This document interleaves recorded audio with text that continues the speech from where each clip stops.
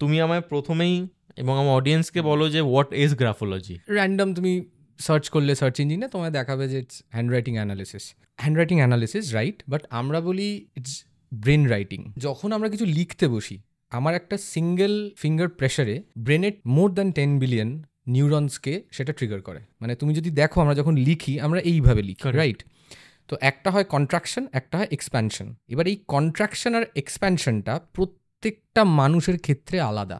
আমাদের হাতের লেখাটা বেসিক্যালি হচ্ছে আমাদের ব্রেনের লেখা, আমাদের ব্রেনটাই আমরা একদম ছেপে দিচ্ছি। একদম জেনারেলি সাইকোলজিতে 3টে পার্ট দেখে থাকি, সেটা হচ্ছে id, ego and super ego. 3টে পার্ট হিসেবে আমরা হ্যান্ডরাইটিংকে অ্যানালিসিস করে থাকি। সেটা হচ্ছে যেটা এখানে লেখা রয়েছে, আপার জোন, যেটা থেকে আমরা মেন্টাল এরিয়া দেখি। মিডল জোন মানে সোশ্যাল অ্যান্ড ইমোশনাল সাইডটা দেখি কোনো একটা মানুষের। লোয়ার জোন মানে মেটেরিয়াল বা ফিজিক্যাল পার্টটা দেখি। মিডল জোন, আপার জোন এবং লোয়ার জোন দেখো 3টেই রয়েছে। অন দ্য শো শুভম দা ওইটার অ্যাসেসমেন্ট করবে। এটা আমার অ্যাসেসমেন্ট, এটা আমার হাতের লেখা। মানে ওভারঅল যদি দেখে বলি, আগে সিগনেচারটা লেফট সাইডে হতো, এখন এটা রাইট সাইডে এসছে। এটা খুবই ভালো। Right side of the page হচ্ছে ডিনোটস ফিউচার, এগিয়ে যাওয়া সামনের দিকে। লেফট মার্জিন যেটা, সেটা খুবই জিগজ্যাগ রয়েছে, বাট আগের থেকে অনেকটা বেটার কন্ডিশন। মানে আগে যে হ্যান্ডরাইটিং আমি দেখেছিলাম সেটা একদম লেফট মার্জিন ঘেঁষে ছিল। আই ফিল মেজরিটি লোকজনদেরই চাইল্ডহুড ট্রমাস থাকে, কয়েকজনের ক্ষেত্রে ওটা তারও অনেক স্টেপ বেশি ফিজিক্যাল অ্যাবিউস থাকে। তো তুমি কারোর নাম না নিয়ে বা কারোর কেস ডিসক্রাইব না করে কতটা সিরিয়াস ইস্যুস তুমি হিল করতে পেরেছো এটার সাহায্যে? 2টো ইনসিডেন্ট আছে। আমাদের আজকের গেস্ট শুভম ভট্টাচার্য। শুভম দা একজন গ্রাফোলজিস্ট। এবার গ্রাফোলজিস্ট জিনিসটা কি সেটার ব্যাপারে তো কথা বলা হয়েছে, এবং এটা কতটা ইম্পর্ট্যান্ট অ্যান্ড পাওয়ারফুল একটা টুল একটা মানুষকে চেঞ্জ করার জন্যে, সেইটা আমরা এই পডকাস্টে আজকে এই এপিসোডে আমরা বলেছি। যেটা অ্যাজ শুভম দা সেজ হিমসেলফ, যে মাথার চুল থেকে পায়ের নোক অবধি বডির মধ্যে যা যা প্রবলেমস আছে সেগুলো গ্রাফোলজি থ্রু থেকে ডিটেক্ট করা যায় এবং রেকটিফাই করা যায়। কলকাতায় অন্তত গ্রাফোলজি নিয়ে কোনো পডকাস্ট হয়নি। তো আপনারা প্লিজ আজকের এপিসোডটা স্কিপ করবেন না, চেষ্টা করবেন পুরোটা দেখার। অ্যান্ড আই এম শিওর আপনারা এই এপিসোডটা দেখার পর ডিসঅ্যাপয়েন্টেড হবেন না। সো আর দেরি না করে let's listen, learn and leave.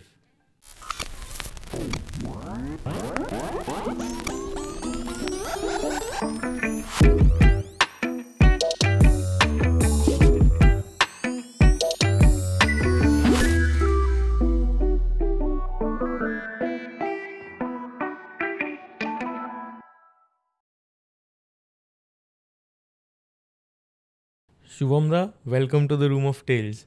মানে থ্যাংক ইউ আসার জন্যে। অ্যান্ড আমি আমার আমার অডিয়েন্সকে বলতে চাইছি যে আজকের এপিসোডটা গ্রাফোলজি নিয়ে। গ্রাফোলজিটা কি সেটা শুভম দা বলবেন। আমার লাইফে আমি একটা টাইম দিয়ে যাই, যেটা আমি আমার সাইকোলজির এপিসোডে বলেছি, আপনারা আশা করছি দেখেছেন। তো সেই টাইমটাতে আমি গ্রাফোলজিরও হেল্প নিই, এবং সেটা যে কতটা হেল্প করেছিল আমাকে as a person to heal a lot of things, সেটা আমি আর তুমি জানি সেটা। অ্যান্ড তো আমি এই সাবজেক্টটা ফিল করি যে এটা যত লোক পসিবল তাদের জানাটা খুব জরুরি। অ্যান্ড এটা মানে অ্যাস্ট্রোলজিতে যেমন 2টো সেগমেন্ট অফ লোক, মানে একজন যারা বিলিভ করে এবং যারা বিলিভ করে না। তো আই এম শিওর এটা মানে যখন শুভমদা সব কিছু নিয়ে বলা শুরু করবে, হয়তো একটা সেকশন অফ লোকজন থাকবেন যাদের মনে হবে যে এটা বিলিভেবল নয়।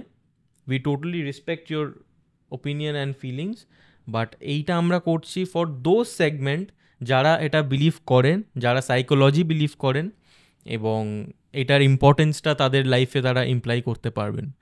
তো শুভমদা, তুমি আমায় প্রথমেই এবং আমার অডিয়েন্সকে বলো যে হোয়াট ইজ গ্রাফোলজি। আচ্ছা, ফার্স্টে বলি থ্যাংক ইউ আমাকে মানে এই অপরচুনিটিটা দেওয়ার জন্য, যেখানে আমি সাবজেক্টটা নিয়ে সবার সাথে কথা বলতে পারি। গ্রাফোলজি কি? গ্রাফোলজি বেসিক্যালি তুমি যদি এখন র্যান্ডম তুমি সার্চ করলে সার্চ ইঞ্জিনে তোমায় দেখাবে যে it's handwriting analysis. Handwriting analysis right, but আমরা বলি it's brain writing. Brain writing কেন? কারণ আমরা যখন থেকে জন্মেছি এবং টিল ডেট এখনও অবধি আমাদের বেশ কিছু পারিপার্শ্বিক ধরো ফ্যাক্টার্স কাজ করে যেগুলো আমাদেরকে লাইফে ইনফ্লুয়েন্স করে গেছে। সেটা খারাপ হতে পারে, ভালো হতে পারে। তো সেই প্রত্যেকটা এক্সপিরিয়েন্স ব্রেনের পার্টিকুলার একটা সেগমেন্টে স্টোর থাকে। এখন কি হয় বিষয়টা, যে যখন আমরা কিছু লিখতে বসি, আমার একটা সিঙ্গেল ফিঙ্গার প্রেশারে ব্রেনের 10 বিলিয়ন, মোর দ্যান 10 বিলিয়ন নিউরনসকে সেটা ট্রিগার করে। সেই ট্রিগার করার সাথে সাথে কি হয়, ইলেকট্রোকেমিক্যাল ইম্পালসেসগুলো সঙ্গে সঙ্গে ওই যে আমার ইনফরমেশনগুলো সারা জীবনের রয়েছে সেগুলোকে গিয়ে মানে তাদের কাজটা হচ্ছে সেই সেগমেন্টটাতে গিয়ে তাদেরকে প্রভোগ করা, তাদেরকে বলা যে এবার তুমি ইনফরমেশন আমায় দাও। থ্রু মেনি প্রসেস সেই ইনফরমেশনগুলো আমাদের সেন্ট্রাল নার্ভাস সিস্টেমে আসে। সেন্ট্রাল নার্ভাস সিস্টেম আমাদের মাসল এবং থ্রু মাসল আমাদের ফিঙ্গার মুভমেন্ট করা শুরু করে এবং আমাদের স্ট্রোক তৈরি হয়। ইউজুয়ালি আমরা যখন হ্যান্ডরাইটিং নিয়ে যখন কথা বলছি, আমাদের দু ধরনের স্ট্রোক আমরা করি। মানে একটা হচ্ছে তোমার কন্ট্রাকশন আর একটা হচ্ছে এক্সপ্যানশন। মানে তুমি যদি দেখো আমরা যখন লিখি আমরা এইভাবে লিখি, রাইট? তো একটা হয় কন্ট্রাকশন, একটা হয় এক্সপ্যানশন। এবার এই কন্ট্রাকশন আর এক্সপ্যানশনটা প্রত্যেকটা মানুষের ক্ষেত্রে আলাদা। তার লাইফের ওই তোমার জমানো সমস্ত ডেটাগুলোর ওপর থেকে, এক্সপিরিয়েন্সগুলোর ওপর থেকে, যে কারণে প্রত্যেকটা মানুষের মানে প্রত্যেকটা মানুষ ইন্ডিভিজুয়ালি ইউনিক, লাইক আওয়ার থাম্বপ্রিন্ট। মানে আমাদের যেরকম থাম্বপ্রিন্ট সবার আলাদা, সেই রকমই বলা হয় যে প্রত্যেকটা মানুষের সাইকোলজিক্যাল পার্টটাও আলাদা হয়, মানে সাইকোলজিক্যাল দিকগুলো আলাদা হয়। তোমার লাইফে যা ঘটেছে, তুমি যেভাবে পৃথিবীকে দেখো, আমি সেভাবে দেখি না। এইখানেই আমরা সবাই ইন্ডিভিজুয়ালি ইউনিক। গ্রাফোলজি যেটা করে, গ্রাফোলজি ইজ এ স্টাডি যেটা থেকে তোমার মানে কি বলবো, তোমার পার্সোনালিটি, তোমার ক্যারেক্টার, তোমার হেলথ, এই বিষয়গুলো আমরা স্টাডি করতে পারি। একটা মানুষের মানে যে ইম্পর্ট্যান্ট সাইডগুলো আমরা জানতে চাই, মানে যেগুলো তার কগনিটিভ এরিয়া, সেইগুলো সম্পর্কে আমরা জানতে পারি থ্রু এই হ্যান্ডস্ট্রোক মুভমেন্ট। ওই হ্যান্ডস্ট্রোক মুভমেন্টগুলোকে আমরা অ্যানালিসিস করি। অ্যানালিসিস করবার পরে একটা মানুষের পার্সোনালিটি, তার ট্রেট, ক্যারেক্টার ট্রেটস, হেলথ ইস্যুস, এইগুলো আমরা সেখান থেকে বুঝতে পারি। তো বেসিক্যালি গ্রাফোলজির ডেফিনেশন যদি তুমি বলো, মানে আমি একটু ইলেবোরেটলি বললাম, বাট দিস ইজ গ্রাফোলজি। তো বেসিক্যালি যেটা আমি মানে বুঝতে পারলাম সেটা হচ্ছে যে আমাদের হাতের লেখাটা বেসিক্যালি হচ্ছে আমাদের ব্রেনের লেখা। আমাদের ব্রেনটাই আমরা একদম একদম ছেপে দিচ্ছি। একদম একদম। তো ওইটাকেই স্টাডি করার is the science of studying is graphology. তো এইখানে যেটা আমার কাছে কোয়েশ্চেনটা যেটা ফর্ম হচ্ছে, যেটা যে যেহেতু ব্রেনের ইমপ্রেশনটাই অন পেপার পড়ছে, তো এটা কি সাইকোলজিরই একটা পার্ট, নাকি এটা ডিফারেন্ট টু সাইকোলজি? না না, ডেফিনেটলি সাইকোলজির পার্ট, ডেফিনেটলি সাইকোলজির পার্ট। মানে গ্রাফোলজিকে বুঝতে গেলে বা শিখতে গেলে, শেখার দিক থেকে বলছি আমি, শিখতে গেলে সেখানে সাইকোলজিটা মানে জানা বা সাইকোলজির কিছু সেগমেন্টের সম্পর্কে ধারণা তৈরি হওয়াটা খুব ইম্পর্টেন্ট। আদারওয়াইজ ওই কিছু কিছু জিনিস আছে যেগুলোকে তুমি বোঝাতে পারবে না বা বুঝতে পারবে না। সব থেকে বড় কথা, সাইকোলজির যেমন পার্ট হিসেবে আমরা যেটা বলতে পারি, ধরো মানে আমাদের 3টে পার্ট, যারা সাইকোলজি স্টুডেন্ট বা যারা সাইকোলজি নিয়ে পড়াশোনা করেন তারা খুবই ভালোভাবে বুঝতে পারবেন বিষয়টা। সেটা হচ্ছে যে আমরা জেনারেলি সাইকোলজিতে 3টে পার্ট দেখে থাকি, সেটা হচ্ছে id, ego and super ego. আমি একটু সংক্ষেপে একটু বুঝিয়ে দেওয়ার চেষ্টা করছি। যারা এটা জানেন তাদের জন্য ঠিক আছে, যারা জানেন না তাদেরকে একটু ধরিয়ে দেওয়ার জন্য।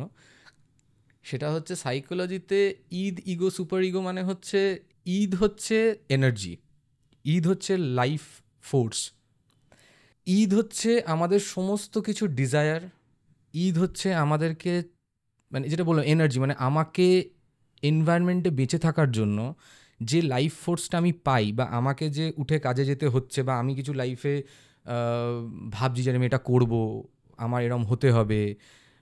মানে আমি ছোটো ছোটো ইনস্ট্যান্স দিয়ে বলছি, মানে সমস্ত কিছু, মানে একটা আইসক্রিম খাওয়া থেকে শুরু করে একটা ফুচকা খেতে যাওয়া অবধি সবটাই হচ্ছে ঈদের ইচ্ছে।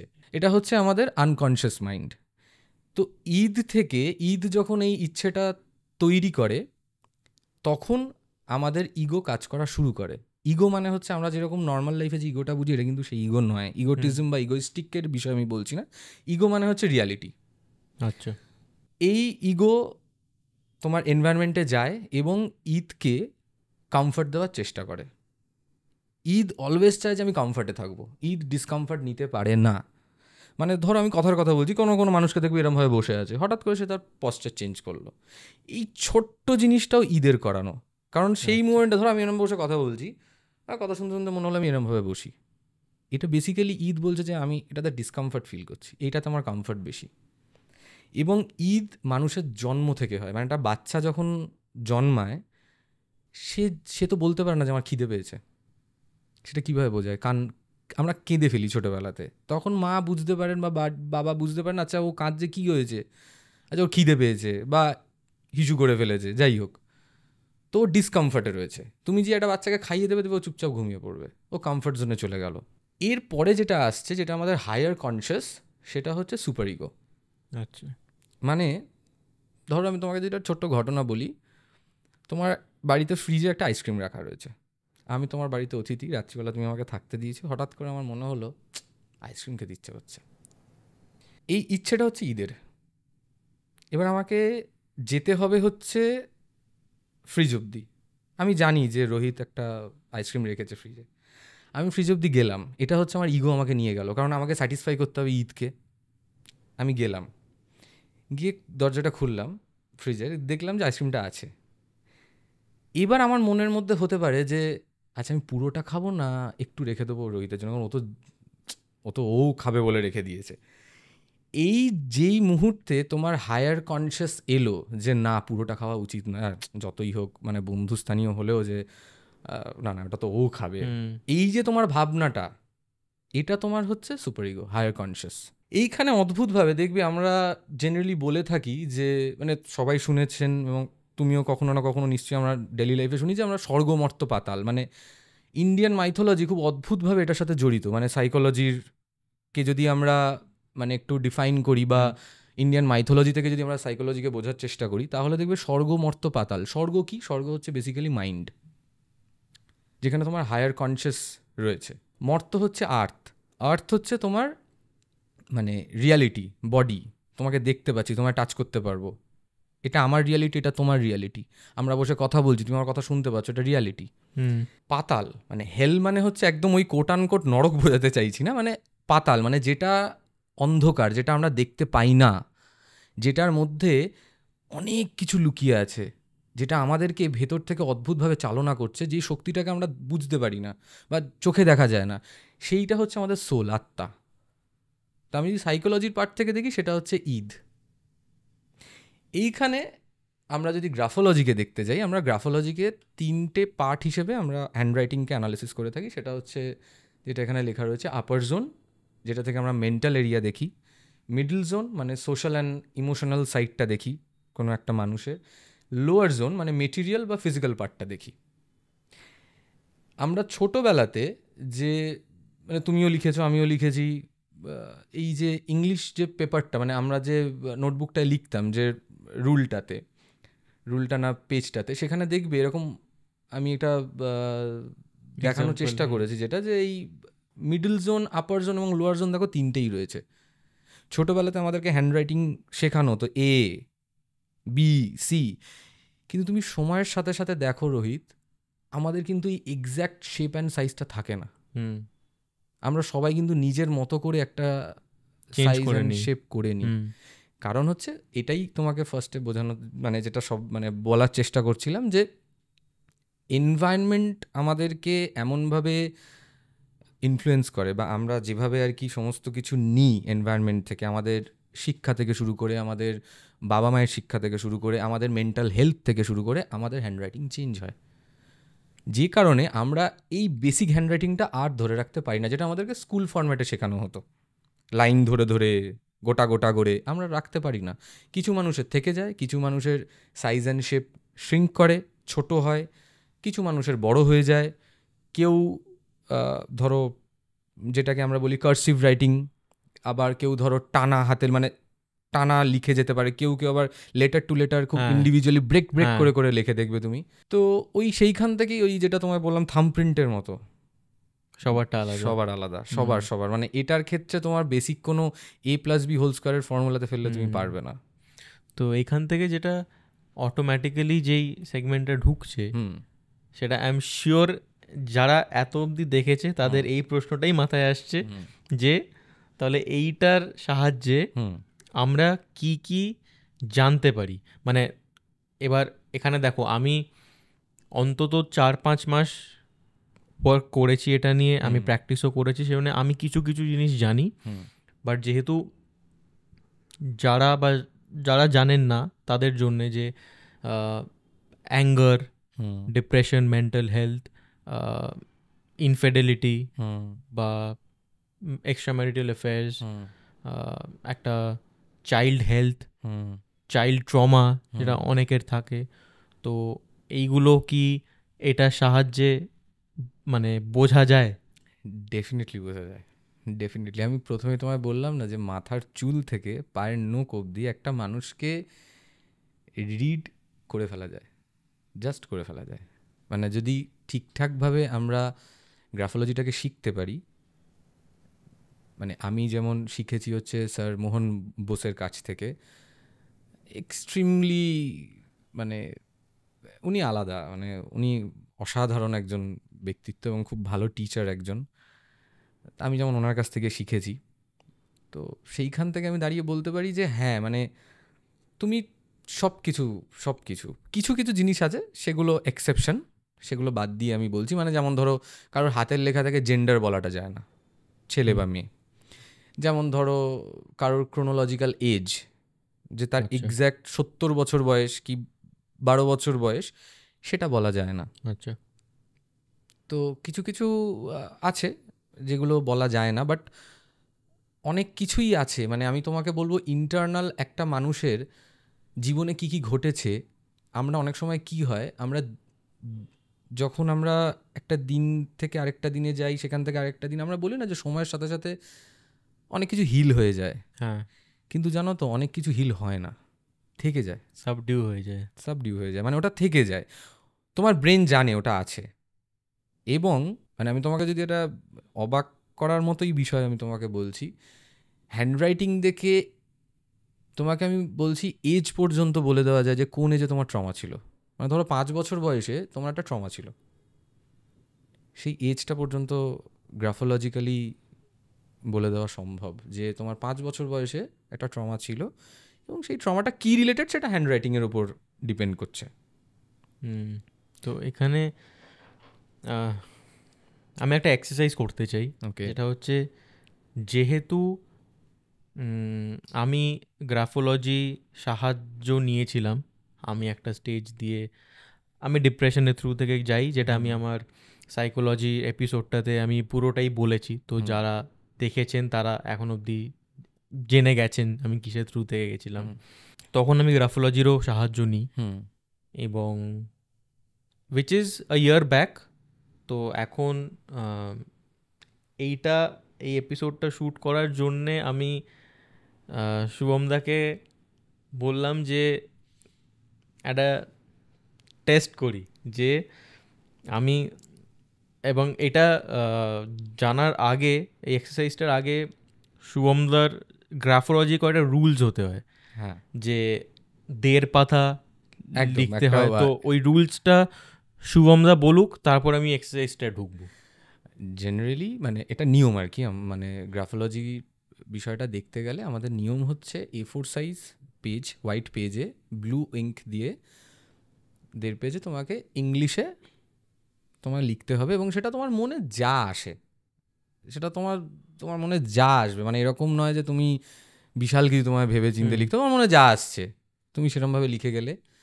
অবশ্যই সেটা কিছু না দেখে লিখতে হবে, এবং ধরো একটা ঠিকঠাক মানে আমি বলবো বেঞ্চের উপর, মানে ফ্ল্যাট একটা প্ল্যাটফর্মের উপরে বসে লেখা, 1.5 পেজ মতো লিখে নিচে সাইন করতে হয়। এটা হচ্ছে একদম বেসিক রুল। মানে আদারওয়াইজ কী হয়, কেন এটা বলার কারণটা হচ্ছে যে প্রথম 3-4 লাইন না মানুষ খুব কনসিয়াসলি লেখে।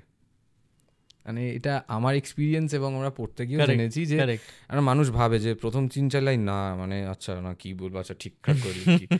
তো 3-4 লাইন পর থেকে না অ্যাকচুয়ালি ওই যখন সাবজেক্টের মধ্যে তুমি ঢুকে যাবে, তুমি যখন কিছু লিখছো, তোমার ব্রেন না আর হ্যাঁ ওইটা ধরে রাখতে পারে না, কনসিয়াস প্যাটার্নটা ধরে রাখতে পারে না। তো তখন ও নিজের ফরম্যাটে পুরো চলে আসে। কারেক্ট দেখবে কারো লিখতে লিখতে লাইন উপর দিকে চলে যায়, কারো লিখতে লিখতে নিচের দিকে চলে যায়, অনেকটা পেজ হয়তো ফাঁকা রেখে দেয়, এগুলো নানা রকম।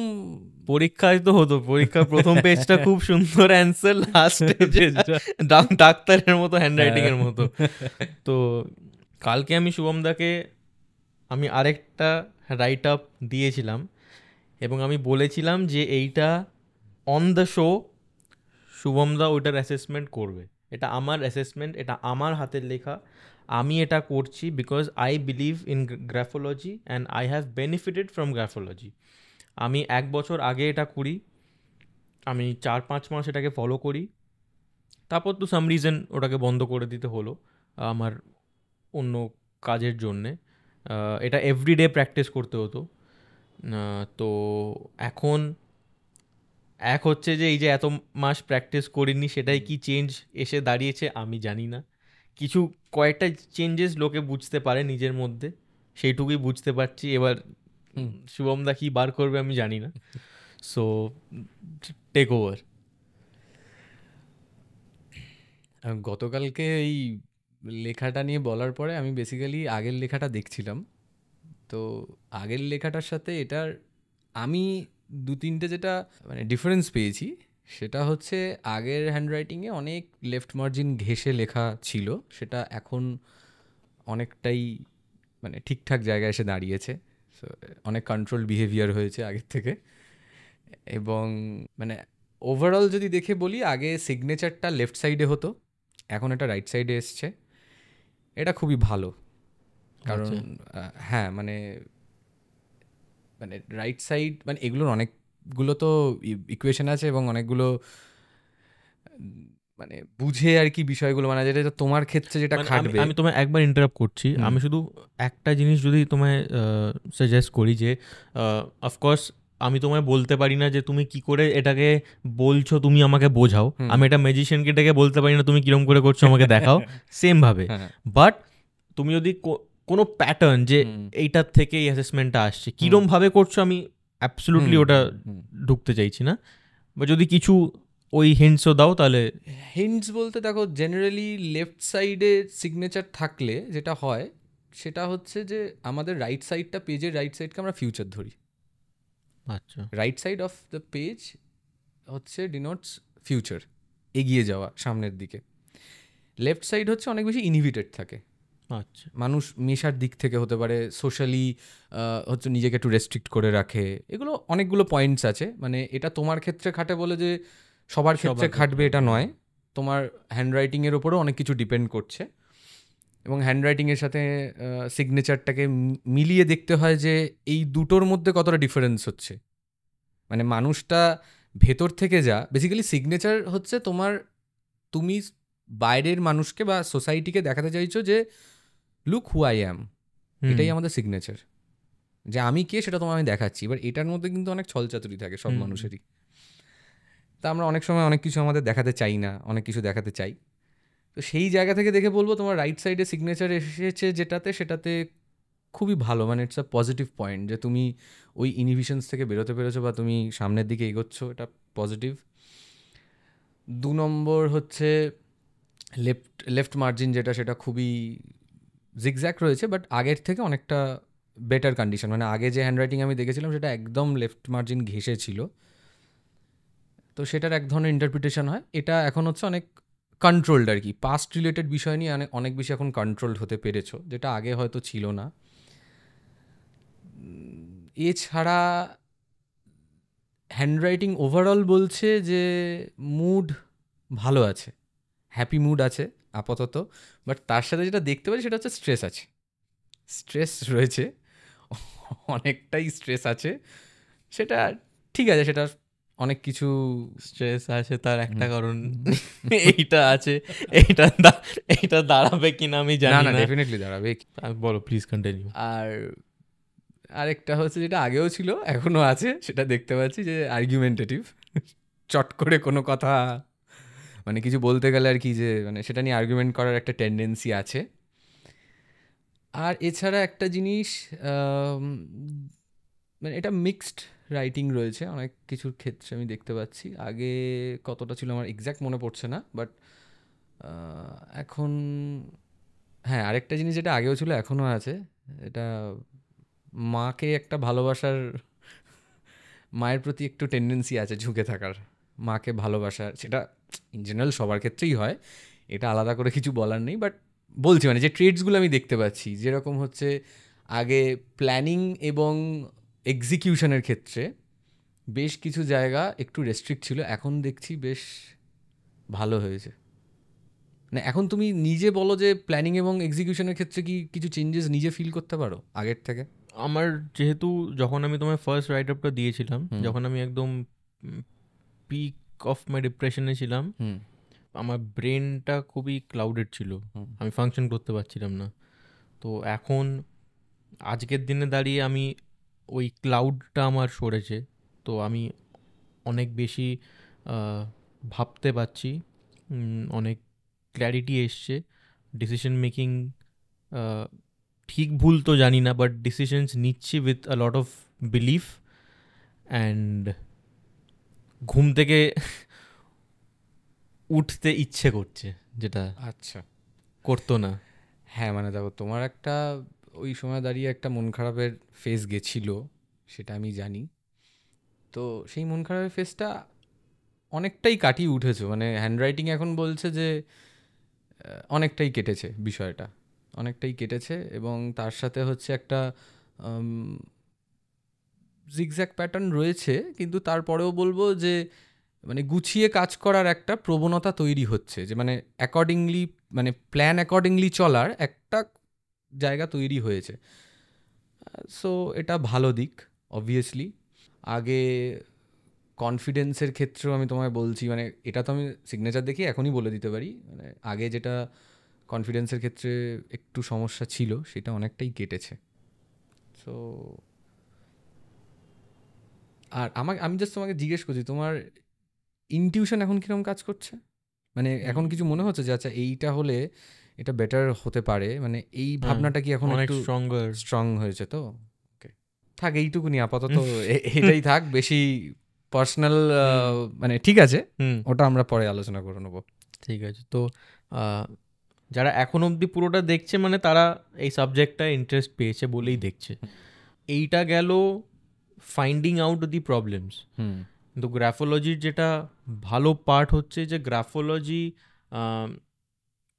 তোমার কি প্রবলেম সেটা শুধু ধরিয়ে দেয় না, সেটাকে রেকটিফাই করার জন্যে পদ্ধতি দেয়, সেইটাই মেন। ওই যে রেকটিফিকেশন প্যাটার্নস, সেটা তুমি বলো সেটাই বেটার হবে। রেকটিফিকেশন প্যাটার্নটা হচ্ছে, দেখো প্রথম কথা মানে এটা তাহলে একটু পিছিয়ে থেকে আমাকে মানে পিছিয়ে গিয়ে আমাকে কয়েকটা জিনিস বলতে হয়। সেটা হচ্ছে প্রথমত আমি এটা একদম সেলফ ডেভেলপমেন্টের জায়গা থেকে শিখেছিলাম। আমি কখনো ভাবিনি যে এরকমভাবে কারোর হেল্পে মানে আমি কাউকে হেল্প করতে পারি এটা দিয়ে। ফার্স্ট টাইম আমার এক বন্ধু, খুব কাছের একজন বন্ধু, সে তার ব্রেকআপ ফেজের মধ্যে দিয়ে যাচ্ছিল এবং খুব ডিপ্রেশনে চলে গেছিলো। তো আমার তখন মনে হলো আচ্ছা আমি তো কিছু জিনিস শিখেছি, তো তাকে কেন আমি এটা দিয়ে হেল্প দেখি যদি হয়। মানে সে তখন অনেক রকম মানে ট্রাই করছে, মানে মেডিটেশন থেকে শুরু করে সমস্ত কিছু করে, কিন্তু মানে মেডিটেশন দিয়ে হেল্প হয়েছে, হয়নি যে সেটা নয় একদমই, বাট কিছু জিনিস থেকে বেরোতে পারছিল না। তো আমি তখন ওকে বললাম যে তুই এটা এটা করে দেখ, একটু একটু ধৈর্য রাখতে হবে, কারণ জেনারেলি এটা সবাই জানেন, আপনারাও জানেন, তুমিও জানো, আমাদের 21 দিনে আমাদের অভ্যেস তৈরি হয়। ব্রেন 21 দিন ধরে যদি কোনো একটা জিনিস আমরা পরপর পরপর করতে থাকি একই জিনিস, তো 21 দিন পর ওটা অভ্যেসে অভ্যেসে কনভার্ট করে অ্যাকচুয়ালি। তো ওকে আমি বলেছিলাম যে তুই এটা কর, থামিস না এক্ষুনি। তো ওটা বিলিভ করে এবং সবথেকে বড় কথা ও এটা করেছে। আফটার 1 মান্থ, মানে ও যে ফেসটার মধ্যে দিয়ে যাচ্ছিলো তার আগে 2-3 মাস মানে খুবই খারাপ একটা ফেস ছিল, হঠাৎ করে আমাকে এদিনকে ফোন করে বলছে, ভাই জানিস আমি না সকালবেলা ব্রেকফাস্ট তৈরি করতে গিয়ে না গুনগুন করে গান গেয়েছি। তো আমার কাছে না ওটা ফার্স্ট ভিক্টরি ছিল আমার কাছে। তো এই যে তুমি প্রসেসটার কথা বললে না, মানে আমি এটা সবাইকেই বলি যে ওই ম্যাজিক দেখার মতো করে এসে যদি জানতে হয় যে হ্যাঁ। এটার থেকে কি হতে পারে, হুম সেটা তো আমি বলে দেবো, কিন্তু নিজেকে অ্যাকসেপ্ট করা যে আচ্ছা মানে এটা আমি, সবার প্রথম নিজেকে অ্যাকসেপ্ট করতে হবে যে হ্যাঁ এটা আমার সাথে হয়েছে, বা এটা আমি, আচ্ছা এটা আমার মধ্যে ইস্যুস রয়েছে, আমি সেটাকে ক্ল্যারিফাই করতে চাই, সেই জায়গাগুলোকে আমি ঠিক করতে চাই, এইটা সবার আগে দরকার। তো স্যার ক্লাস করাতেন যখন, রবীন্দ্রনাথ ঠাকুরের কবিতার 2টো লাইন বলতেন যে মনেরে আজ কহ যে ভালো মন্দ যাহাই আসুক সত্যের এলেও সহজে। যেটা সত্যি কথা সেটা তোমাকে সবার আগে অ্যাকসেপ্ট করতে হবে যে হ্যাঁ, কারণ আমি বলে দেবো, তুমি শুনে নেবে, তারপর তোমার মনে হবে যে না, হুম তোমাকে আগে নিজেকে বোঝাতে হবে যে হ্যাঁ আমি পারবো, তারপর তো অবভিয়াসলি আমি আছি। আমি তোমাকে বলে দেবো কয়েকটা দিনে 5 মিনিট, মানে তুমি নিজে প্র্যাকটিস করেছো বলে তুমি জানো আর কি, দিনে 5 মিনিট সময় লাগে একটা জিনিস প্র্যাকটিস করতে। আমি যে হ্যান্ডরাইটিং টাস্কগুলো দেবো সেই টাস্কগুলো করতে 5 মিনিট সময় লাগে। সেই 5টা মিনিট যদি ধৈর্য ধরে প্রথম 21 দিন করে ফেলা যায়, তারপর সেটা অভ্যেস, তখন তুমি নিজে থেকেই করবে।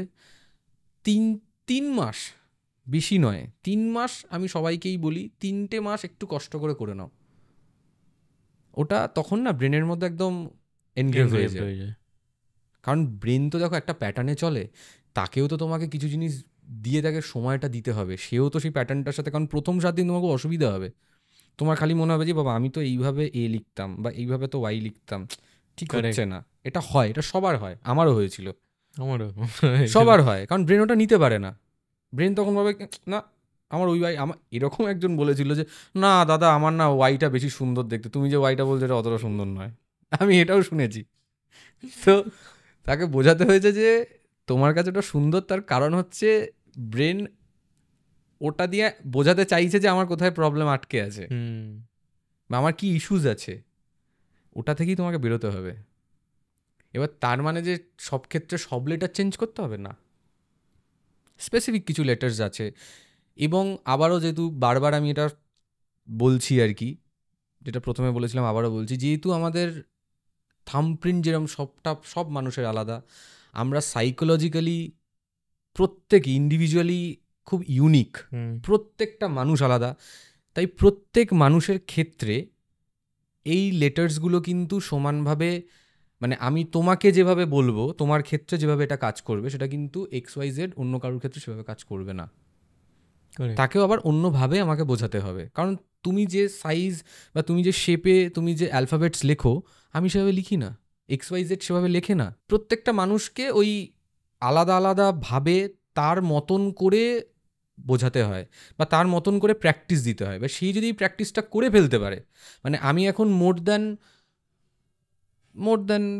17-18%, হ্যাঁ মানে ছেলেমেয়ে নির্বিশেষে আমি এরকম এখন দেখছি, যারা আমার বন্ধুস্থানীয়, কিছু আমার কলিগস আছে, কিছু আমার মানে তারা অনেক সিনিয়র আমার থেকে, তো তারা এটাতে ফল পেয়েছে। মানে আজকে আমি হয়তো তাদের ভিডিও করে আনতে পারতাম, কিন্তু দেখো এটা সবার আগে হচ্ছে, এটা এমন একটা সাবজেক্ট যেখানে আমাকে প্রিভেসি মেনটেন করতেই হবে, একদম কারণ এটা খুব পার্সোনাল একটা বিষয়, 1:1। তুমি এটা নিজেও খুব ভালো করে জানো যে মানে আমি তোমার কথা আমি অন্য কাউকে বলতে পারবো না, অন্য কারোর কথা আমি তোমাকে বলতে পারবো না, সেই জন্য হয়তো আমি কারোর থেকে সেই ভিডিও ফুটেজ বা তাদের কোনো রিটেন কিছু আমি এনে দিতে পারিনি তোমার কাছে, কিন্তু তারা উপকৃত হয়েছেন। এবং ওই জিনিসটা মাথায় রাখতে হবে যে হ্যাঁ আমাকে যেটা বলছে আমার সেটা শুনতে হবে, আমি এটা প্র্যাকটিস করে যাব। আমি সব এবার হ্যাঁ এটাও একটা ব্যাপার, দেখো আমি কিছু মানুষের ক্ষেত্রে উইদিন 7 days রেজাল্ট পেয়েছি, হুম কিছু মানুষের ক্ষেত্রে সেটা 15 days লেগেছে, কিছু মানুষের ক্ষেত্রে 2 মাস লেগেছে, কিছু মানুষের ক্ষেত্রে 1 মাস লেগেছে। এটা যার যার মেন্টাল এবিলিটি, যার যার ধরো প্রবলেমটা যতটা বেশি ডিপলি এনগ্রেভ রয়েছে। যেমন আমি তোমাকে বলি, বাচ্চাদের ক্ষেত্রে 11 বছর 12 বছরের উপরের বাচ্চাদের ক্ষেত্রেই আমরা এটা মেনলি নিয়ে থাকি, তার আগে ওটা নেওয়া হয় না, কারণ জেনারেলি ওটা ইম্যাচিওর হ্যান্ড রাইটিং। তো বাচ্চাদের ক্ষেত্রে এটা অনেক বেশি তাড়াতাড়ি কাজ করতে পারে। ধরো অ্যাটেনশন প্রবলেম, পড়ায় মন বসছে না, সারাদিন মোবাইল দেখছে। আর এখন তো এডিএইচডি কোনো মানে জলভাত হয়ে গেছে, মানে সবার বাড়িতে, মানে মোবাইল আমাদের সমস্ত কিছু শেষ করে দিয়েছে। তো সেখানে দাঁড়িয়ে বলছে এটা বাচ্চার উপরে আমি যত তাড়াতাড়ি রেজাল্ট পেয়েছি, আমি কিন্তু একজন ম্যাচিওর মানুষের ক্ষেত্রে আমি সেই রেজাল্টটা একটু লেট করে পেয়েছি। কিছুই না, বাচ্চাদের গ্রে ম্যাটার্স অনেক ভালো। আমাদের যে বয়সটা দিয়ে আমরা যাচ্ছি বা আমাদের থেকে যারা সিনিয়র, তারা তো জীবনের অনেক এক্সপিরিয়েন্স ব্রেনে অলরেডি এনগ্রেভ হয়ে বসে আছে। তো ওইটা চেঞ্জ হওয়ার জন্য একটু সময় দিতে হয়। তো শুভমদা, এখানে এই যে তুমি বললে যে কয়েকজনের প্যাটার্নস ডিফারেন্ট হয়, কয়েকজনের 7 দিন, কয়েকজনের 2 মাস, তার আগেই যে তুমি রেকটিফিকেশনটা বললে, সেটা আমি অডিয়েন্সকে বলি যে যখন আমার প্রবলেমস, মানে 1 বছর আগে যে প্রবলেমসগুলো ছিল সেইগুলো যখন ডিটেক্ট করলো, তখন আমাকে 4টে লেটার দিয়েছিলে তুমি। তো ওই 4টে লেটার প্র্যাকটিস করতে হয়েছিল ফর আ মান্থ। তো যখন মানে আমরা লোয়ার নার্সারিতে যে হ্যান্ড রাইটিং প্র্যাকটিস করি, ঠিক ওরকমই ওই 4টে লেটার 25 টাইমস এরকম করে করা। সেইটা করার পর শুভমদা দেখতো, সেটা দেখে যখন মনে হতো শুভমদার যে না রেকটিফাই হয়েছে কয়েকটা সার্টেন জায়গা, সেগুলো কি আমি জানি না, তখন নেক্সট স্টেজে যাওয়া যেত, সেটা হচ্ছে ওয়ার্ডসে। লেটার থেকে ওয়ার্ডসে শিফট হতো।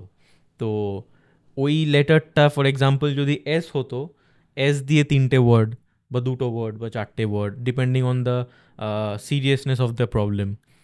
তো এই যে প্র্যাকটিস করাটা, আমার প্রচণ্ড ইরিটেশন হতো প্রথম দিকে। মানে আমি না পারছি না লিখতে।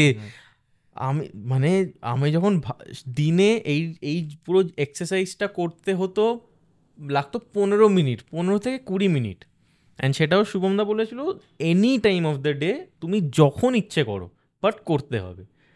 আমি রোজ ভেবেছিলাম যে আমি রাত্রিবেলা ঘুমানোর আগেই করব, আর ডিনার করে উঠে আমার ইচ্ছে করছে না করতে। মানে 2 দিন করলাম, 3 দিন করলাম, তারপর কি হবে এটাই, কিছু বুঝতে পারছি না, কিচ্ছু না।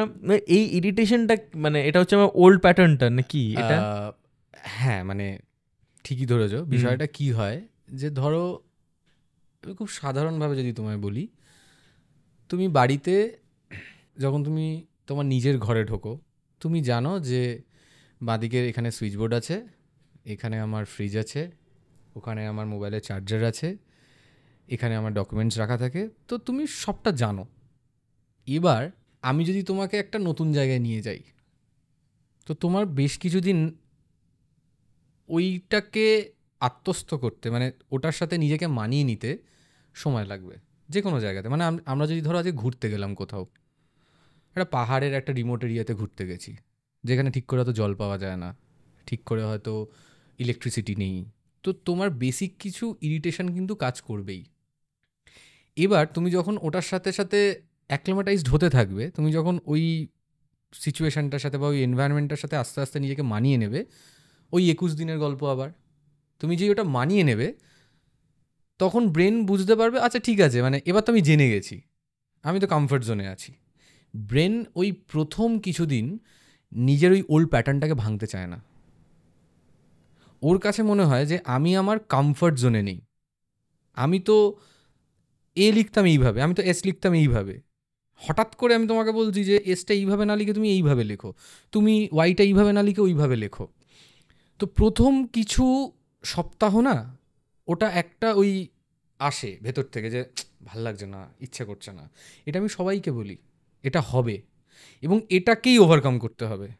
তুমি যখন ব্রেনকে প্রপার সিগন্যাল দিতে আরম্ভ করবে যে না আমি এটা করব এবং এটাই আমার কাছে ফাইনাল, আমি এটার বাইরে ভাববো না, আমি এই প্র্যাকটিসটা করবই, একটা সময় পর না হিউম্যান ব্রেন তো ভীষণ ইন্টেলিজেন্ট, ও নিজেকে ওটার সাথে ঠিক মানিয়ে নেয়। এবং তুমি দেখবে যে তুমি যেহেতু মোর দ্যান 3 মান্থস প্র্যাকটিস করেছো, প্রথম সপ্তাহতে বা প্রথম 10 দিনে তোমার যে প্রবলেম হয়েছে সেটা কিন্তু সেকেন্ড মান্থে গিয়ে হয়নি, আর হবে না। ওই কয়েকটা দিনই হচ্ছে একটু ক্রুশাল। ওই টাইমটা তোমাকে পেরোতে হবে, ওই নিজের কমফর্ট জোনের বাইরে তোমাকে নিজেকে পুশ করতে হবে। আর ওই ব্রেন ওই প্রথম কটা দিন না খুব, ওই যেটা তোমাকে বললাম, মানে হয় না যে না এটা তো আমার চেনা জায়গা নয়, আরে এটা তো আমি নই, এটা এই সিগন্যালটা তো আমার কাছে নতুন আসছে। ওই কয়েকটা সময় ব্রেন যেরকম বোকা সেরকম ইন্টেলিজেন্ট।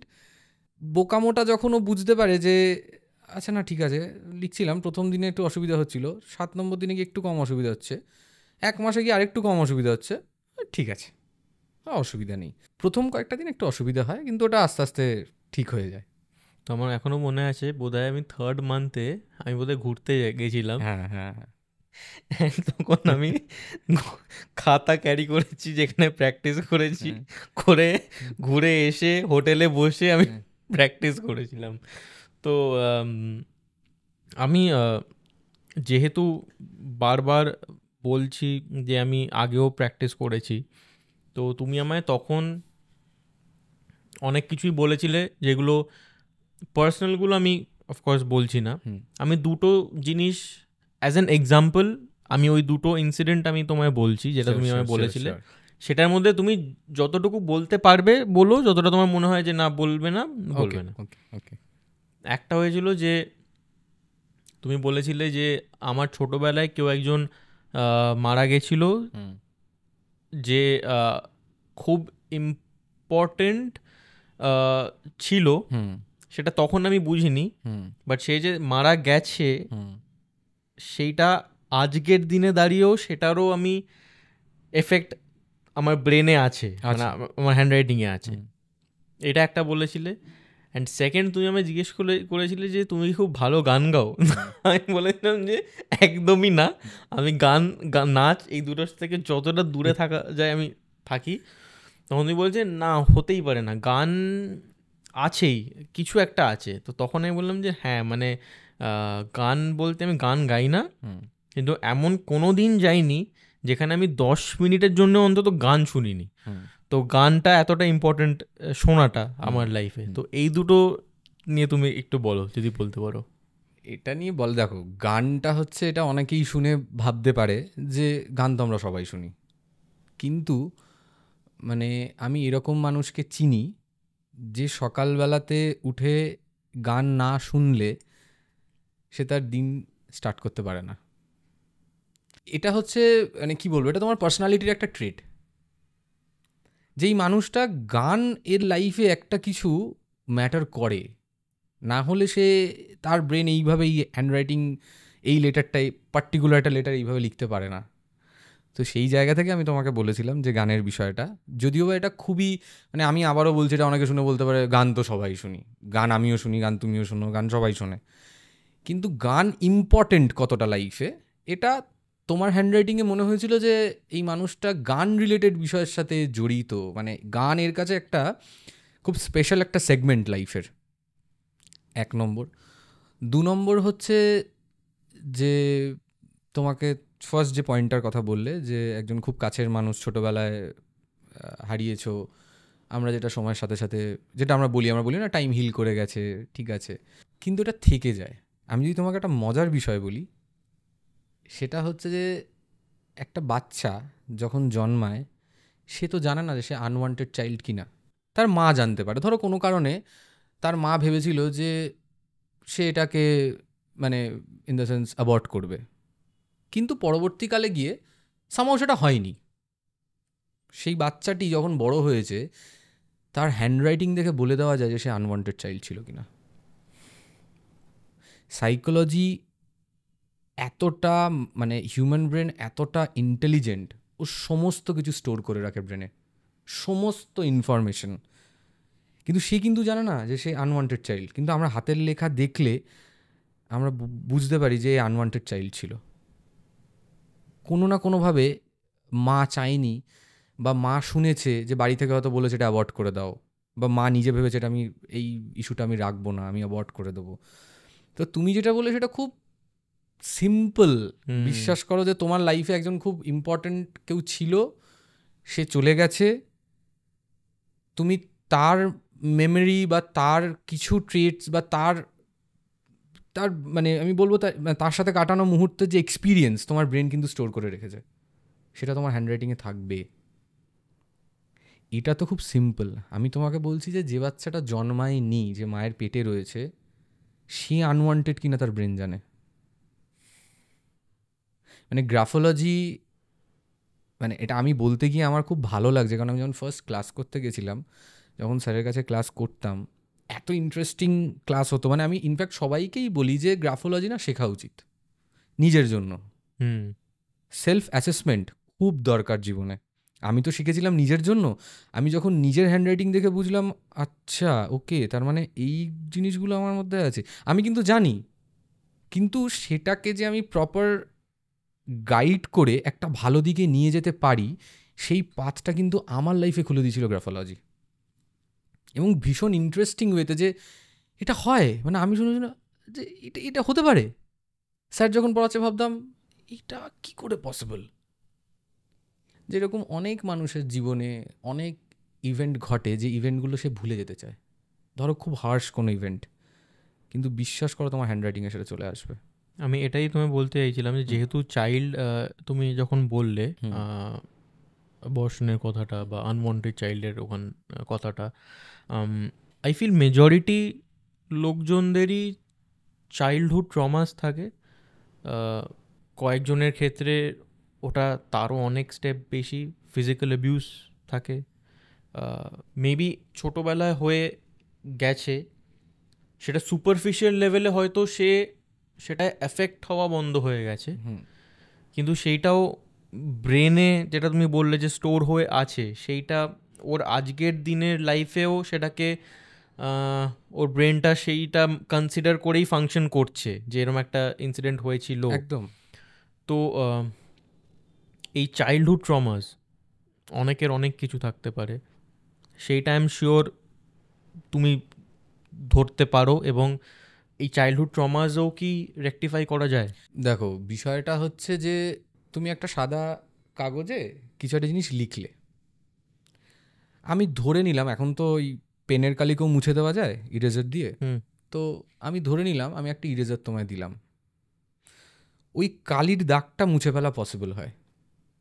কিন্তু তোমার লাইফে যে একটা এফেক্ট যেটা ছিল, সেইটার ভাগটাকে কমিয়ে আনা যায়, কিন্তু গ্রাফোলজি কোনোদিনও তোমার মেমোরি ডিলিট করতে পারে না।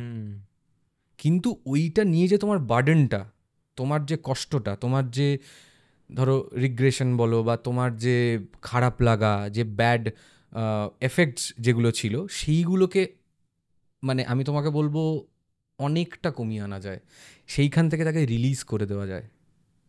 যখনই তুমি ওই জিনিসগুলোকে রিলিজ করতে পারবে, ওটা আছে তোমার লাইফে, আছে, ছিল, তোমার সাথে ঘটেছে, বাট তুমি নতুনভাবে না ভাবতে শিখবে। তোমার মনে হবে ঠিক আছে ওটা ছিল, বাট আমি এবার এগোতে পারছি। কিছু মানুষের ক্ষেত্রে কি হয় যে ওই জিনিসটা এতটাই এফেক্ট করে যায়, তারা হয়তো বাবা মাকেও বলতে পারে না, তারা হয়তো বন্ধুবান্ধবকেও বলতে পারে না, কিন্তু ওটা রয়ে গেছে ভেতরে। তুমি বাইরে থেকে দেখলে বুঝতে পারবে না একদম যে তার লাইফে এরকম কোনো একটা ঘটনা ঘটেছিল। একদম। আমি যদি চাইল্ডহুড ট্রমা বলি, সেক্সুয়াল অ্যাবিউজ বলি, তো এই জিনিসগুলো 80% to 90% মানুষের লাইফে কখনো না কখনো কিছু না কিছুভাবে হয়েছে। তারা কি সেটা ভুলে গেছে? গ্রাফোলজি দিয়ে কি সেটা ডিলিট করা যায়? না, ডিলিট আমি করতে পারবো না। কিন্তু ওটার জন্য যে তোমার কষ্টটা, ওটার জন্য যে তোমার খারাপ লাগে, এবং ওটার ওপর ভিত্তি করে তুমি আরও যে কটা পয়েন্টস নিজের জীবনে সাজিয়েছো, সেই পয়েন্টগুলোকে না, মানে সেই জটগুলোকে খুলে ফেলা যায়। মানে কি হয়, ধরো ছোটোভাবে যদি আমি তোমাকে খুব মানে জিস্টে বলি, দেখা গেল একটা মানুষের ট্রাস্ট, মানে একটা ট্রাস্ট ইস্যুস তৈরি হয়েছে, যে সে তার লাইফে এমন একটা ইভেন্ট ঘটেছে, সে না অপোজিট সেক্সকে বিশ্বাস করতে পারে না, যেটা আমাদের এখনকার 90% কেসেস। একটা ট্রাস্ট ইস্যুস থেকে তার জীবনে তো কিছু না কিছু একটা ঘটেছিল, যেই কারণে আজকে তার এই বিহেভিয়ারাল চেঞ্জেস এসছে। সে ভেবে নিয়েছে যে না, এটা এটা আমি যাব না। ব্রেন কিন্তু তাকে আটকায়, ইনহিবিট করে, ইনহিবিশন তৈরি হয়ে গেছে, না এটা করলে আমার এটা ভুল হবে। কিন্তু তুমি একটা জিনিস ভেবে দেখো, তুমি একটা মেলাতে গেছো, তোমার পকেট থেকে কেউ একটা মানিব্যাগ তুলে নিয়েছে। আমি এটা সবাইকেই বলি যে তাহলে মেলাতে উপস্থিত যতজন লোক, তারা সবাই কি পকেট মার? নয় তো। কিন্তু তুমি যদি এটা নিয়ে ভেবে বসে থাকো যে না আমার পকেট মার হয়েছে, মানে আমার টাকা কেউ তুলে নিয়েছে পকেট থেকে, তার মানে সবাই চোর, এটা নয়। তো ওই জিনিসগুলো ভাবতে অনেক সুবিধা করে দেয় গ্রাফোলজি। যখন তোমার কিছু জায়গা খুব স্ট্যাগনেন্ট হয়ে যায় ভাবনা চিন্তার জায়গা থেকে, যখন তোমাকে খুব বেঁধে দেয়, সেই বাঁধনটা খুলে দিতে সাহায্য করে গ্রাফোলজি, যে না আমি এটা থেকে বেরোতে পারি, আমি এটা থেকে এগোতে পারি। এবার যার মেন্টাল এবিলিটি যতটা স্ট্রং সেটাও আমরা আবার গ্রাফোলজিক্যালি দেখতে পাই। আমি যেমন তোমায় বলি, আমি বেশ কিছু এরকম হ্যান্ডরাইটিং পেয়ে বুঝেছিলাম যে এ আমার কাছে এসেছে, এ আমার কাছ থেকে শুনছে, কিন্তু প্র্যাকটিস করবে না, কারণ তার ইনহিবিশনস এতটাই স্ট্রং, মানে সে এতটাই রিজিড তার ভাবনা চিন্তার জায়গা থেকে, আমি জানিয়ে প্র্যাকটিস করবে না, এবং সে করেও নি। কিন্তু আবার এরকম মানুষ পেয়েছি যে এটাকে রেকটিফাই করতে চেয়েছে, যে না ঠিক আছে চলো না দেখি, অনেক তো হলো, এই মানুষের কাছে গেছি, অমুক মানুষের কাছে গেছি, বন্ধুদেরকে বলেছি, কিন্তু কিছুতেই না ভেতরটা হালকা হচ্ছে না। কারণ আমার চোখের সামনে বেশ কিছু মানুষকে আমি হালকা হতে দেখেছি, তো সেই জন্য ওই পয়েন্টগুলো থেকে এখন না একটা ভেতরে কনফিডেন্স চলে এসছে কোথাও, যে না হালকা করা যায় মানুষকে। মানে অনেস্টলি যদি বলি যে আমি এটা মা আমাকে বলেছিল করার জন্যে, যখন তার আগে আমি মাকে দেখি প্র্যাকটিস করতে এটা, কি করছে এটা, যে এই কারণ আমি একদম মানে একদম রাবিশ, এটা মানে কোনো কি ভুলভাল করে। তারপরে আমাকে বললো, যখন আমি আস্তে আস্তে ডিসক্লোজ করলাম বাড়িতে, তখন মা বললো এটা একটু করে দেখ। প্রথম দিকে অ্যাজ ইউজুয়াল যে না না না করে, তারপর দেখলাম যে ঠিক আছে, মানে মানে কিছুই যখন করছি না, মাইট অ্যাজ ওয়েল ডু ইট করে। আমি যখন প্রথম ওই কনভারসেশনটা হয় তোমার সাথে, তারপর যখন তুমি যে জিনিসগুলো বলেছিলে, আমি যেগুলো প্র্যাকটিস করছিলাম, প্রত্যেকটা আমি করেছিলাম উইথ 100% বিলিভ যেগুলো কাজ করবে না। আমি উইথ 100% বিলিভ করেছিলাম যে এগুলো একটাও কাজে আসবে না। তো যেহেতু I was a non believer, সেখানে আমি যখন একটা বিলিভারে কনভার্ট হয়েছিলাম, আমি জেনারেলি আমি যেগুলোতে বিলিভ করি আমি নন বিলিভারের অ্যাঙ্গেল থেকেই যাই, যে আমি বিলিভ করি না, আমায় বিলিভ করাও করে। যখন আমি বিলিভ করি, তারপর আমি ওটাকে অনেক সিরিয়াসলি নিই, করে প্র্যাকটিস করি। এবং আই এম শিওর যেটা তুমি বললে, যে যারা মানে তুমি হয়তো দেখলে বুঝতে পেরে যাবে যে না এ প্র্যাকটিস করবে না, আই কুড ফিল ইট, কি যে না এটা এটা এটা ফেক নয়।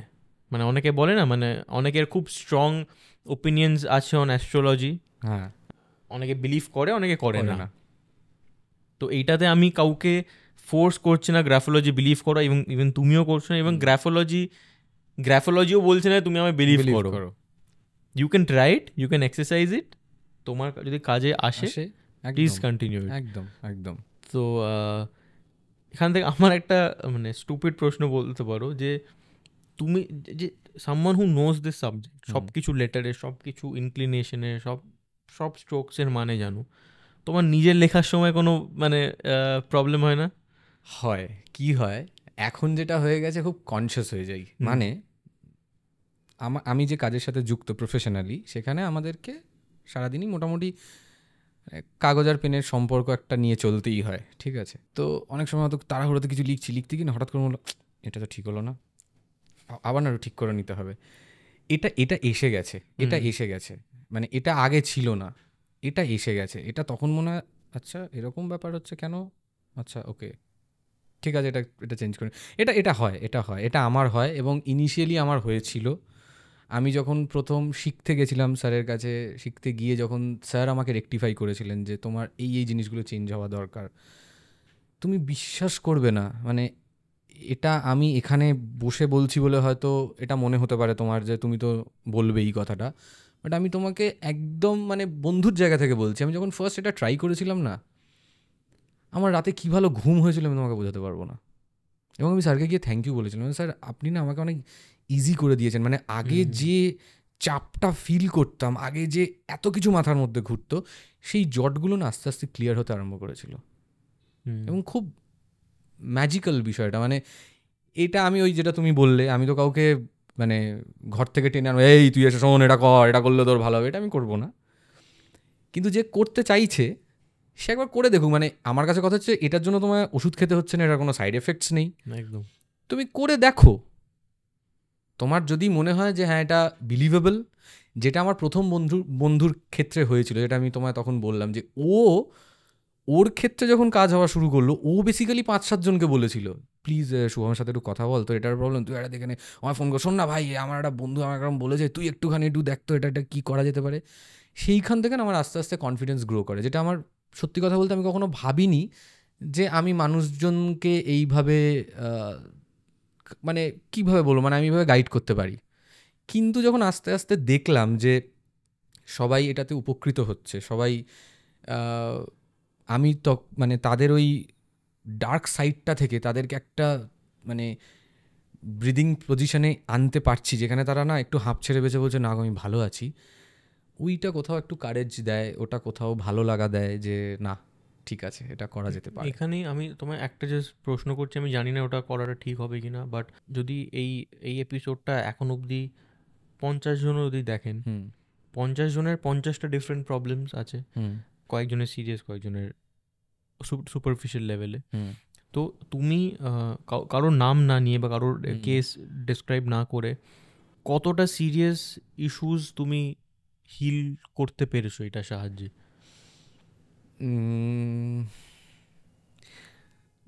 দুটো ইনসিডেন্ট আছে। একটা ইনসিডেন্ট হচ্ছে একটি মেয়ের ঘটনা। আমার ওই বন্ধুর থ্রু থেকেই সে নাম্বার জোগাড় করে এবং আমাকে ফোন করে বলে, দাদা এরকম এরকম ব্যাপার আমি শুনলাম, তো তুমি কি একটুখানি আমার হ্যান্ডরাইটিং অ্যানালিসিসটা এটা তুমি একটু করবে? আমি বিষয়টা জানি না, বাট আমি এটা তোমার কাছ থেকে করতে চাই। বললাম যে হ্যাঁ ঠিক আছে, তুমি পাঠাও, এরকম 1.5 পেজ লিখে সাইন করে। তো তখন আমি সবে সবে শুরু করেছি বিষয়টা। তো মেয়েটির সাথে আমার কথা হচ্ছে ওভার দ্য ফোন, রাত্রিবেলায় অনেকক্ষণ ধরে কথা হলো, এটা ওটা নানা রকম কথা বলার পরে মানে মেয়েটার বেসিক প্রবলেম ছিল হচ্ছে ঘুমোতে অসুবিধা হয়, ঘুমের সময় ব্যাড ড্রিমস, যেটা আমরা নাইটমেয়ার বলি আর কি, এরকম কিছু আসে এবং নানা রকম মানে খুব ডিস্টার্বড স্লিপ অ্যাকচুয়ালি। তো বলছে আমার এটা কেন হয় আমি না বুঝতে পারছি না, আর আমি ঠিক করে ঘুমোতে পারছি না, আর আমার সকালবেলা এরকম কাজ থাকে, আমি যাই, মানে আমি সব কিছুই করছি, কিন্তু আমার না মানে কোথাও না নিজের একটা খুব অস্বস্তি কাজ করছে যে কেন এটা হচ্ছে। তো তখন ওর হ্যান্ডরাইটিংটা আমি দেখতে হঠাৎ করে একটা পয়েন্ট অফ টাইম একটা লেটার আমার চোখে পড়ে, যেখান থেকে আমি বুঝতে পারি যে তার একটা সেক্সুয়াল একটা অ্যাবিউজ হয় তার ইয়াঙ্গার এজে।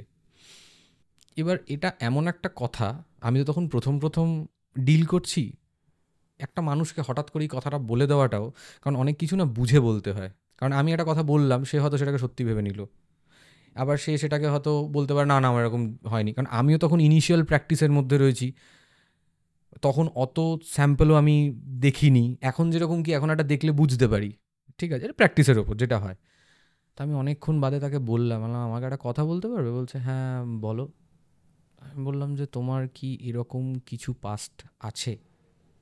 30-40 সেকেন্ড একটা সাইলেন্স ছিল, তারপর সেই মেয়েটি ফোনের মধ্যে হাওয়া করে কেঁদে ফেলে। তারপরে সে ঘটনাটা বলে যে তার সাথে একটা ইনসিডেন্ট ঘটেছিল তার ছোটোবেলাতে, এবং যেটা সে ভুলতে পারেনি সামহাও, ওই ব্যাড টাচটা। তো তখন আমি জানলাম যে ওকে ফাইন। তারপর আমি এজ দেখা শুরু করলাম, কোন এজে অ্যাকচুয়ালি ট্রমাটা ঢুকেছে। তো সেই এজটারও একটা আমি টাইম লাইন বললাম, ধরো 5 বছরের একটা টাইম লাইন বললাম, যে এইরকম বছরের মধ্যে কি তোমার সাথে হয়েছিল, ধরো তোমার যখন 10 বছর বয়স থেকে 15 বছর বয়সের মধ্যে, এরকম কোনো বয়সের মধ্যে। তখন সে বললো যে হ্যাঁ আমার 11 বছর বয়সে এরকম একটা হয়েছিল। এবং অদ্ভুতভাবে মানে সে তো প্রচণ্ড কান্নাকাটি করলো প্রথমে, তারপর আমি তাকে বোঝালাম, বললাম যে তোমার যেটা মনে হয় তুমি আমার কাছে ফ্রিলি বলতে পারো। তো তখন মেয়েটা বললো যে you are the first person যাকে আমি এই কথাগুলো বলছি, আমি এর আগে কাউকে বলতে পারিনি কখনো কথাগুলো। আমি শুনলাম, শোনার পরে তাকে আমি বললাম যে দেখো তোমাকে আমি কয়েকটা জিনিস বলবো, তুমি কি সেটা শুনে করতে পারবে? সে বললো যে হ্যাঁ। অদ্ভুতভাবে রোহিত, আফটার 1.5 মান্থ মেয়েটি নিজে থেকে একদিনকে আমাকে ফোন করে বলে যে শুভমদা, আমি না খুব ভালো ঘুমিয়েছি কালকে রাতে। সো ওটা না আমার কাছে একটা বিগ অ্যাচিভমেন্ট ছিল। তারপর আমি তাকে বললাম যে তোমার কি আর এরকম কোনো ড্রিমস আসে? এবং এই ড্রিমসের বিষয়টা না আমি অনেক মানুষের ক্ষেত্রে দেখেছি এটা হয়। এটা আমি তোমাকে একটা ইনসিডেন্ট বললাম, এরকম অনেক মানুষের ক্ষেত্রে এটা হয়।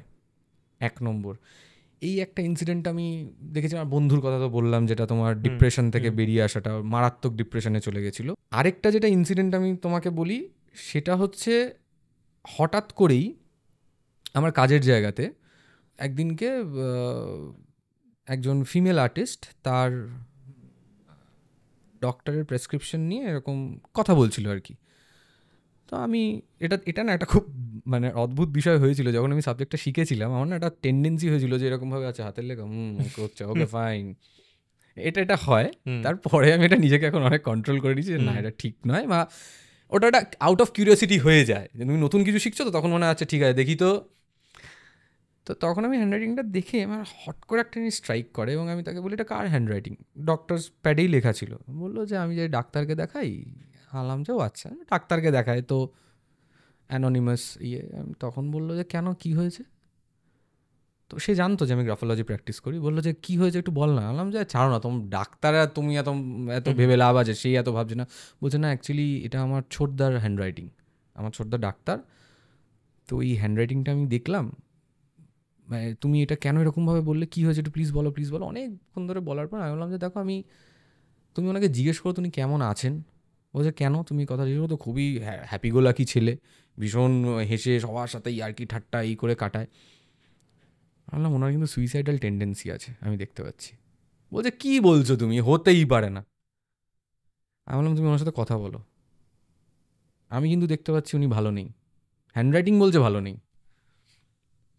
তো যেহেতু নিজের কাছের মানুষ, তো ও সেটাকে সিরিয়াসভাবে নেয়, বাড়িতে যায়, কথা বলে, এবং সেই ডক্টর আমাকে ফোন করেন রাত্রিবেলা যে আপনি কে বলছেন। আমি বললাম এরকম এরকম ব্যাপার। ফার্স্টে সে বলে যে না না, এরকম কোনো ব্যাপারই না, আপনি কেন আমার বাড়ির লোককে এরকম মানে প্যানিক করাচ্ছেন, বা এরকম কোনো বিষয়ই নয়, অমুক তমুক। আনলাম যে দেখুন, উইথ ডিউ রেসপেক্ট আমি আপনাকে একটা কথা বলি, আপনি যেরকম একটা নার্ভ ধরলে একটা রুগীর বলে দিতে পারেন যে তার বিপি কীরকম রয়েছে, বা তার শরীরের কী অসুবিধা আছে, বা একটা স্টেথর ঠেকিয়ে বুকে যেরকম বলে দিতে পারেন বুকে কতটা তার মানে সর্দি জমেছে কি না জমেছে, আমি না হ্যান্ডরাইটিং দেখে এটা বুঝতে পেরেছি। আপনি কিছু মনে করবেন না, আমি ইন ডিটেলস বলতে চাইনি, বাট আমার মনে হলো হয়তো কোথাও আমি আপনাকে হেল্প করতে পারি। বলো না না, এরকম কোনো ব্যাপারই নয়, আপনি এরকম ভুলভাল জিনিসপত্র বলবেন না, বলে ফোন কেটে দেয়। পরদিন সকালবেলা একটা আননোন নাম্বার থেকে আমার কাছে ফোন আসে। সেই ভদ্রলোক আমাকে ফোন করেন, ফোন করে বলে যে আপনাকে কিছু কথা বলতে চাই, আপনি যদি বলেন যে অন্য কাউকে বলবেন না তবেই বলবো। আমি বললাম যে এটা সম্পূর্ণ 1:1 একটা মানে কমিউনিকেশন, যে কমিউনিকেশনে আপনি ভয় পাবেন না যে আমি কাউকে গিয়ে বলবো। বলছে যে আচ্ছা আপনি কেন বললেন এই কথাটা? আমি দেখতে পেয়েছি তাই। সেই ডাক্তার প্রথম বলেছিল যে হ্যাঁ আমি না অ্যাকচুয়ালি অনেক টাকা পয়সার দিকে লোন ফোন, তার চেম্বার্স হ্যানা ত্যানার জন্য সেটা লোনের মধ্যে ঢুকে যায়, এবং সেখান থেকে সে বেরোতে পারছিল না সামহাও, এবং সে অনেকবার একটা ট্রাইও করেছে যে সুইসাইড করার কথা ভেবেছে। তো আমাকে তখন বললো আপনি মানে এটা কি কীভাবে ঠিক হয়?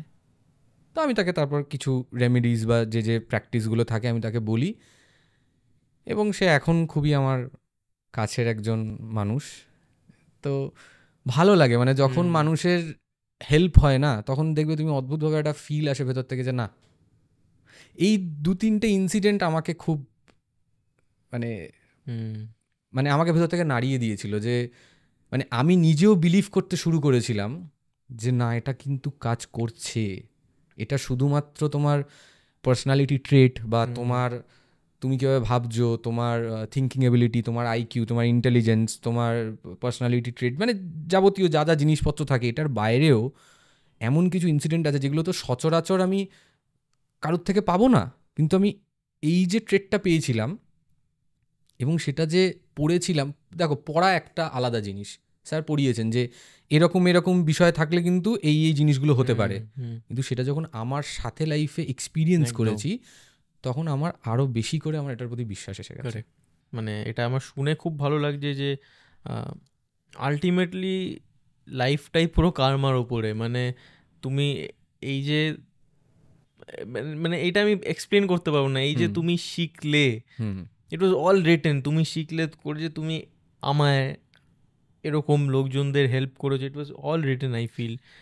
ঠিক। অ্যান্ড এটাকে মানে সিচুয়েশনটাকে একটু লাইটার করার জন্যে আমি যদি বলি যে পডকাস্ট সাকসেসফুল করার জন্য কিছু প্র্যাকটিস করার যদি চাই, না আমি টুকটাক বিষয়টা আমি বলতে পারবো না, আমি টুকটাক বিষয়টা বলতে পারবো না, তবে মানে হ্যাঁ ডেফিনেটলি তোমার পডকাস্ট খুবই ভালো হচ্ছে, আমিও দেখছি আগের এপিসোডসগুলো, এবং এটা ডেফিনেটলি আরও ফ্লারিশ করবে। তো আমি মানে যারা আই এম গেসিং এটা 40-45 মিনিট আই গেস হয়ে গেছে এতক্ষণে, যারা এখন অবধি দেখছেন মানে they are hooked on to it, and ওরা এখন ওদের মাথায় হচ্ছে যে আমি আমারটা করাবো, আমারটা দেখাবো। ওকে, সো যদি কেউ তোমার সাথে কন্ট্যাক্ট করতে চায়, যেহেতু তোমার এটা প্রফেশন না, মানে ইয়োর চার্জেস, মানে আমি একটা জিনিস মানে তুমি ওটা বললে বেটার হবে, তো ইয়োর চার্জেস অ্যান্ড তোমার সাথে কি করে কন্ট্যাক্ট করবে তুমি যদি সেটা একটু বলো। কন্ট্যাক্ট করার জন্য তো দেখো, তোমার পডকাস্ট চ্যানেল তুমি আমার ফোন নাম্বার বা কিছু যদি শেয়ার করে দাও, যাদের দরকার আছেন, তারা যদি মনে করে এই পডকাস্টটা শোনার পর যে না তাদের কিছু ইস্যুস রিজলভ হওয়া দরকার বা কিছু জিনিস নিয়ে আলোচনা হওয়া দরকার, সেটা নিজের ক্ষেত্রে হতে পারে, নিজের পারিবারিক কোনো মেম্বার্সের জন্য হতে পারে, বাচ্চার জন্য হতে পারে, তো ঠিক আছে, মানে সেটা তোমার পডকাস্ট চ্যানেলে আমার নাম্বার দেওয়া থাকবে, সেখান থেকে তারা আমার সাথে কন্ট্যাক্ট করতেই পারে। আর ফিজের বিষয়টা একটা মজার বিষয় রয়েছে। ফিজের বিষয়টা হচ্ছে আমি ইনিশিয়ালি, আমি তো এটা তোমার প্রফেশন নয়, আমি একদম সম্পূর্ণ অন্য একটা প্রফেশন থেকে বিলং করি, তো ইনিশিয়ালি না আমি মানে চার্জেস মানে আমি কোনো ফিজ নিতাম না, কিন্তু আমার খুব কাছের কিছু মানুষজন আমাকে বলেছে যে এটা করিস না। তার কারণ হচ্ছে যে প্রথম কথা, সাবজেক্টটা মানুষ খুব লাইটলি নিয়ে নেবে হয়তো, কারণ ফ্রি হলে না কি হয়, দুটো ক্ষেত্রে হয়, একটা হচ্ছে যে যার ধরো দরকার নেই সেও এসে বলবে দাদা একটুখানি দেখে বলো তো, একদম। এবার যার হয়তো সত্যি দরকার তাকে হয়তো আমি সেই সময়টা দিতে পারলাম না।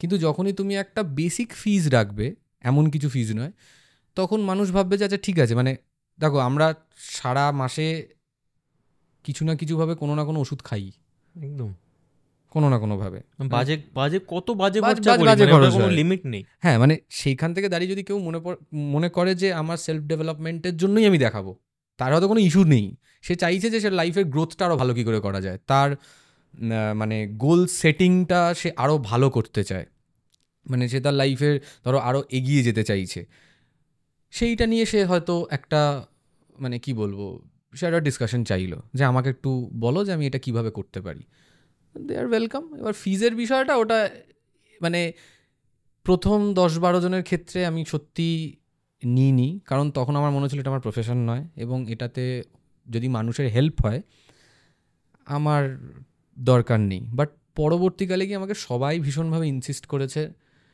ইনক্লুডিং তোমার মাও, এবং আমার যারা অনেক খুব কাছের বন্ধুবান্ধব তারাও বলেছে যে এটা করিস না, একটা বেসিক ফিজ রাখ। একদমই।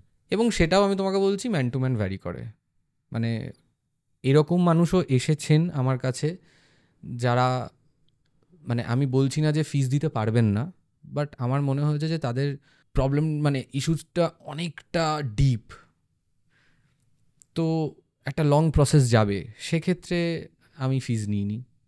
আবার এরকম মানুষজনকেও আমি পেয়েছি যারা নিজে থেকে এসে বলেছে যে প্লিজ তুমি এরকম করো না, তুমি একটা ফিস নাও, না ফিস নিলে আমি কিন্তু এটা দেখাতে পারবো না। তো ওটা যে যেভাবে ফোন করে এখন কথা বলবে সেটা তার সাথে ওরকমভাবে আমরা কথা বলে। কালকে যখন আমি তোমার সাথে কথা হচ্ছিল তো আমি মানে বলছিলাম যে না মানে তুমি যেটা চেঞ্জ করছো একজনকে, সেটা তার লাইফ লং একটা চেঞ্জ আনছো সেখানে, মানে তুমি আজকে কোনো আন্ডার প্রিভিলেজড একজনকে যদি তুমি করো, তার কাউকে হেল্প করতে চাইছো, তখন তুমি ফ্রি অফ কস্ট করছো, সেটার থেকে ভালো আর কিছু হতে পারে না। বাট আমরা যারা এত বাজে খরচা করে বেড়াচ্ছি, মাসে মাসে তো আমাদের বাজে খরচার কোনো অন্ত নেই, সেখানে মানে উই শুড বি, মানে ইউ শুড বি চার্জিং, যে সেখানে যে মানে it should not be free. এটা আমারও একই মত। তুমি গতকাল তোমার সাথে কথা হয়ে বলেছো আর কি। তো হ্যাঁ, তো আর এই বিষয়টা না আমি খুব মানে লজ্জা পাই। আমি জানি বাট অডিয়েন্সদের এই প্রশ্নটা থাকতো, which is Y I had to clear ইট। ঠিক আছে, মানে ফোন করুন যদি কোনো কিছুর মনে হয় যে কথা বলা প্রয়োজন বা কিছু, ঠিক আছে, ওটা আমরা over the phone person to person discuss করে নেবো ওটা আমরা। তো শুভম দা, থ্যাংক ইউ সো মাচ। এই সাবজেক্টটা is close to me, is very close to my heart, and which is Y কলকাতায় তো আই এম শিওর গ্রাফোলজি নিয়ে পডকাস্ট কোনো হয়নি। তো পডকাস্ট চ্যানেল প্রচুর আছে, অ্যান্ড আমাকে অনেকে জিজ্ঞেসও করেছিল যে আবার পডকাস্ট কেন, এত তো চ্যানেল আছে। আমি দুটো কারণ ছিল আমার, একটা is to give back to the society in my own small way, যেটা সামডে হোপফুলি আমি করতে পারবো। অ্যান্ড সেকেন্ডটা হচ্ছে যে এরকম সাবজেক্টস যেগুলো লোকদেরকে হেল্প করতে পারবে, আমি আমার ছোট্ট ওয়েতে যদি একটা ব্যক্তিকেও এই হেল্পটা, এই কানেক্টটা যদি আমি করিয়ে দিতে পারি, তাহলে নাথিং লাইক ইট। মানে একদম মানে আমার ভাবনাটা অনেকটা, মানে আমি তোমার সাথে বুঝতে পারছি, কারণ ইনিশিয়ালি আমার এই ভাবনাটা দিয়ে শুরু হয়েছিল। এবং আমি তোমাকে বলবো যে তোমার যে পডকাস্টের ধরন, বা তুমি যে মানুষগুলোকে সমাজের থেকে নিয়ে আসছো এবং তারা যে তাদের লাইফ এক্সপিরিয়েন্সগুলো নিয়ে বলছে, এটা খুবই ইন্টারেস্টিং। এবং সেখানে আমি কোট আনকট যদি বলতে হয়, ওই মশালা ট্রিটমেন্ট হয় না, যেটা সব থেকে বেশি আমার মনে হয় এই শোটা ইউএসপি, যে তুমি মানে খুব মানে কি বলবো ইনফরমেশন হেভি, হ্যাঁ মানে ইনফরমেশন তুমি একটা দিতে চাইছো সোসাইটিকে, এবং সেটা দিয়ে যদি কারোর কিছু চেঞ্জেস আসে লাইফে, সেটা তো খুবই ভালো, খুবই খুবই খুবই। এবং আমি সত্যি কথা বলছি, আমি তোমার প্রতি ভীষণভাবে গ্রেটফুল যে আজকে এই প্ল্যাটফর্মটা দাঁড়িয়ে আমি কথাগুলো বলতে পেরেছি। তার কারণ হচ্ছে graphology the science of future. Already বহু মানুষ এটার মধ্যে এসেছেন, আরও মানুষ আসবেন, এবং আগামী দিনে এটার প্রয়োজনীয়তা বাড়বে, এবং এটা আমি মানে জোর গলায় বলতে পারি, এবং এটা মানুষের হেল্প করবে। এরকম একটা সাবজেক্টকে যে আমি এখানে রিপ্রেজেন্ট করতে পেরেছি, এত মানুষের কাছে এত কথা বলার তুমি সুযোগ করে দিয়েছো, তার জন্য আমি really really really thank you.